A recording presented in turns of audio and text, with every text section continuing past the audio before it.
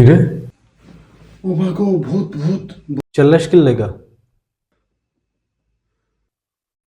কেডা ভূত? ও বাবা গো।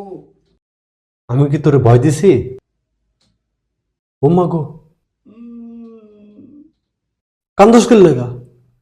আমি কি তোরে ভয় দিছি? আমার কি বাড়ি ঘর নাই নাকি পরিবার ছাড়া?